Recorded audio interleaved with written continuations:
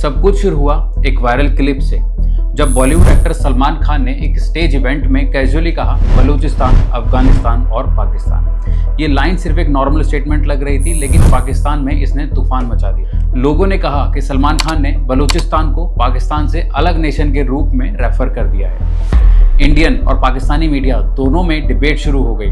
क्या सलमान खान ने जानबूझकर ये बोला या ये सिर्फ एक स्लिप थी?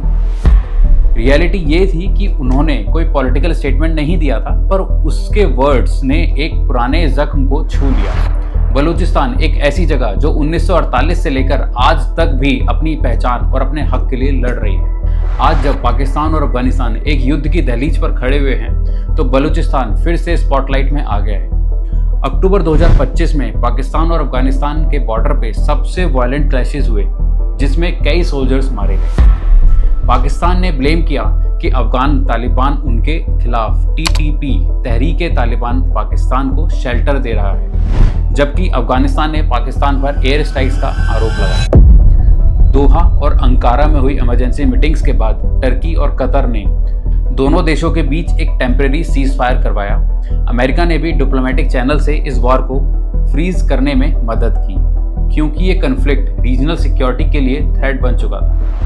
पाकिस्तान ने मीनवाइल अफगानिस्तान से आए करीब 17 लाख अनडॉक्यूमेंटेड रिफ्यूजीज को डिपोर्ट करना शुरू कर दिया, जिससे काबुल और ज़्यादा गुस्सा हो गया। इस पूरी लड़ाई के बीच में एक पुरानी लाइन, ड्यूरेंट लाइन, फिर से हेडलाइंस में आ चुकी है। ड्यूरेंट लाइन का नाम आया था सर हेनरी मॉर्टिमर ड्यूरेंट के नाम पर, जो ब्रिटिश इंडिया के एक सीनियर डिप्लोमेट थे।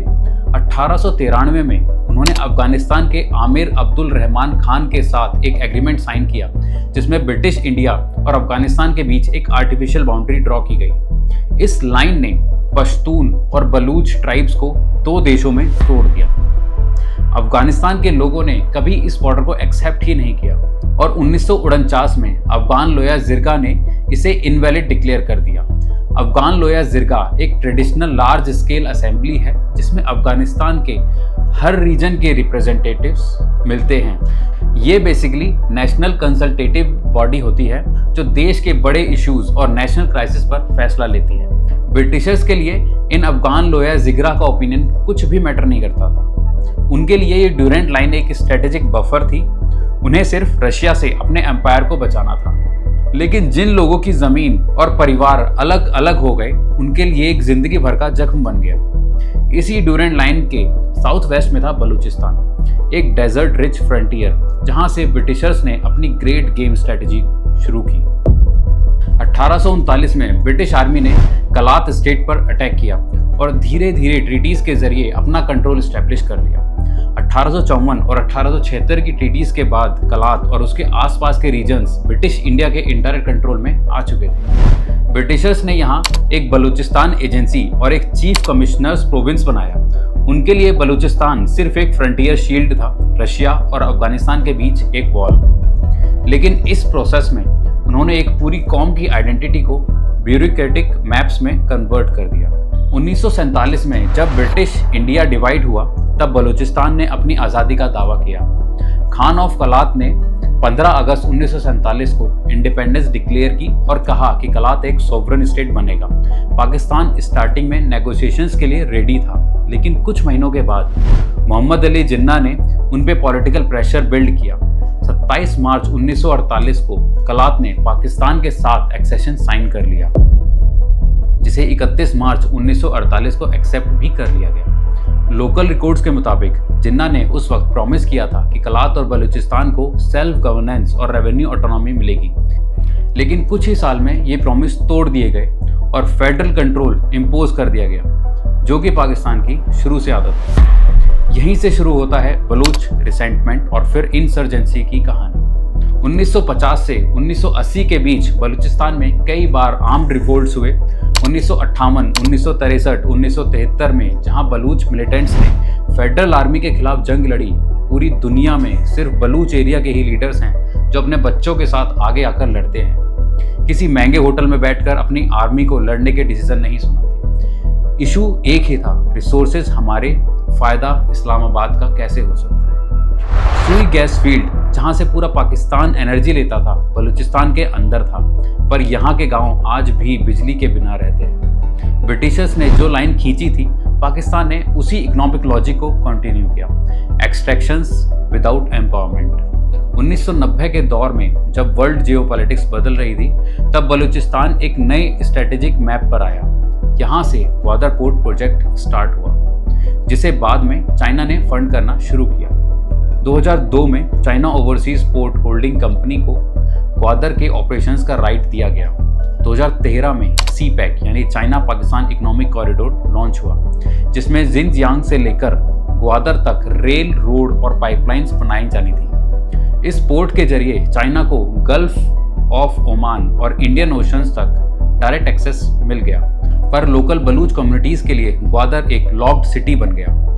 उन्हें अपने ही फिशिंग जोन्स तक जाने के लिए परमिशन लेनी पड़ती थी। इस डील का सबसे बड़ा कंट्रोवर्शियल पार्ट था रेवेन्यू शेयरिंग। ऑफिशियल एग्रीमेंट्स के मुताबिक ग्वादर की 91% इनकम चाइना को जाती है और सिर्फ 9% इनकम ही पाकिस्तान को मिलती है।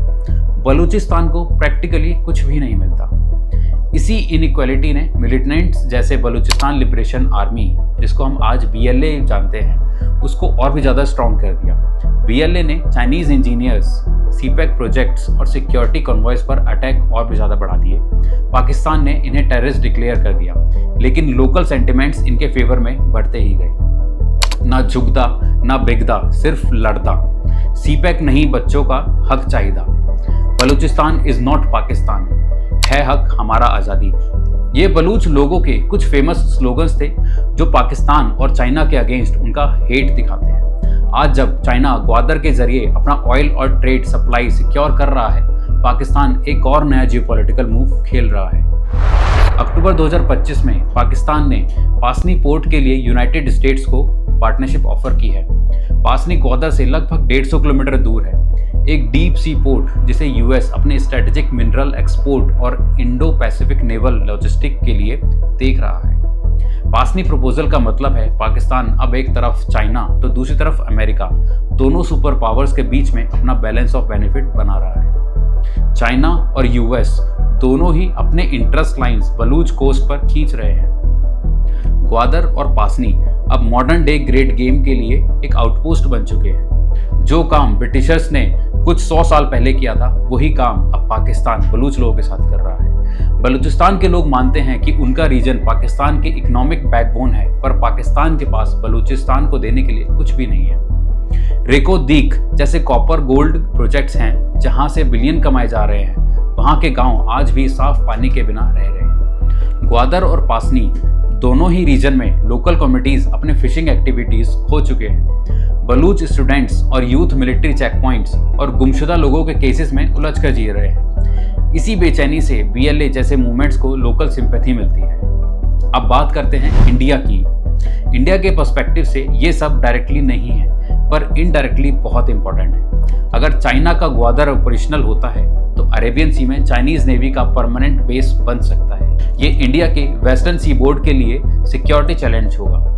अगर अमेरिका के पासनी पोर्ट प्लान आगे बढ़ता है तो इंडियन ओशन में एक नया कोल्ड वॉर जोन खुल जाएगा, एक तरफ बीजिंग तो दूसरी तरफ वाशिंगटन। अफगानिस्तान पाकिस्तान बॉर्डर पे इनस्टेबिलिटी बढ़ने से टेरर स्पिल ओवर का रिस्क हमेशा ही रहता है और इंडिया को अपनी मैरीटाइम और डिप्लोमेटिक पॉलिसीज दोनों एडजस्ट करनी पड़ती है। चाबहार पोर्ट जो कि ईरान में है, उसे इंडिया अपना पूरा सपोर्ट करता है। ग्वादर से सिर्फ 170 किलोमीटर दूर है, यानी ये सारे प्रोजेक्ट्स एक दूसरे के मिरर इमेजेस हैं। आज बलूचिस्तान की कहानी एक ट्रैजिक पैराडॉक्स है। जमीन मिनरल से भरी हुई है, पर लोगों के घर में रोशनी भी नहीं है। ग्वादर और पासनी फॉरेन पावर्स के हाथ में है और खान ऑफ कलेट के वादे सिर्फ हिस्ट्री बुक्स में। सिर्फ ड्यूरेंट ने जो लाइन खींची थी 1893 में, वो आज भी खून और मिसट्रस्ट से भरी हुई है। पाकिस्तान अफगानिस्तान के बीच सीज फायर टेम्परेरी है, लेकिन कन्फ्लिक्ट परमानेंट है। और बीच में फिर वही बलूचिस्तान है, एक कोलेट्रल प्रोविंस जहां हर बड़ा देश अपने अपने तरीके से अपनी चाल चल रहा है। सलमान खान का एक छोटा सा रिमार्क शायद कैजुअल था, लेकिन उन्होंने अनजाने में एक बड़े जख्म को जैसे कुरेद के रख दिया है कि साउथ एशिया के मैप में कुछ लाइन सिर्फ ज्योग्राफी नहीं है, बल्कि लोगों के सेंटिमेंट्स, दर्द और धोखे की कहानी है। और बलूचिस्तान उसी दर्द का सबसे बड़ा जिंदा एग्जाम्पल है। जय हिंद।